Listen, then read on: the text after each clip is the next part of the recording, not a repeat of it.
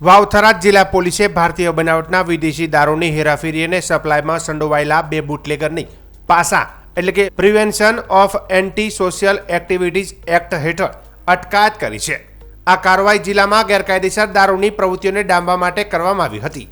જિલ્લા મેજિસ્ટ્રેટ વાવ-થરાદ દ્વારા પાસાની દરખાસ્તો મંજૂર કરવામાં આવ્યા બાદ વોરંટ ઇસ્યુ કરાયા હતા।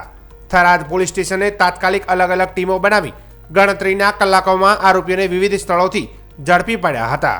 પોલીસનો ઉદ્દેશ એવા આરોપીઓને ફરીથી ગેરકાયદેસર દારૂની હેરાફેરી કરતા અટકાવવાનો છે જેઓ અગાઉ ગુનાઓમાં જેલ મુક્ત થયા બાદ ફરી સક્રિય થતા હોય છે।